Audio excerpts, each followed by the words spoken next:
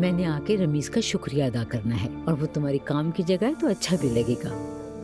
अब ये बात कहाँ से आ गई अम्मी? जानते हो अजलान बेटा, उसने हमारे रेस्टोरेंट की बहुत अच्छी प्रमोशन की है और उसने मेरे मुश्किल दिनों में मेरा बहुत साथ दिया, मुझे गिरने नहीं दिया, छोड़ा नहीं मुझे, इसीलिए इतना करना तो बनता है। अम्मी मुझे लगता है कि उसे इतना ज्यादा करीब लाने की जरूरत नहीं, वैसे भी वो हमारे खानदान का हिस्सा नहीं।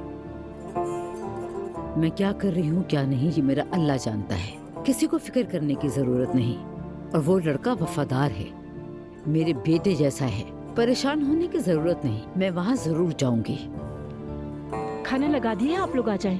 हाँ अच्छा है, चलो बच्चों खाना खाते हैं। मुस्तफा एक बात कहूँ, कल हम सुमैया साहबा के पास जाएंगे। लेकिन नायला वो क्यों? क्योंकि उन्होंने मुझे बहुत इज्जत दी है, मुझे शुक्रिया अदा करने जाना चाहिए, है ना? ठीक है, कोई मसला नहीं, हम जरूर ठीक जाएंगे। है। देखो बेटा, तुम्हें कोई भी फैसला लेने से पहले अच्छी तरह सोचना होगा दुआ, क्योंकि तुम्हारी एक छोटी सी बेटी भी है। किस चीज में एहतियात करनी चाहिए? देखो मेरी जान, असलान ने तुम्हें बेटी की कस्टडी तो दे दी है, लेकिन अगर वो नाराज हो गया तो किसी भी वक्त केस कर सकता है।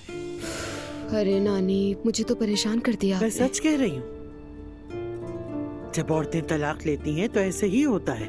मर्द के लिए क्या है, कुछ भी हो जाए, वो कुछ भी करें, कोई मसला नहीं होता, लेकिन औरत के लिए ऐसा नहीं है। जब औरत माँ बन जाती है तो उसकी जिंदगी किसी जंगजू से कम नहीं होती। बिल्कुल ठीक कह रही हैं आप।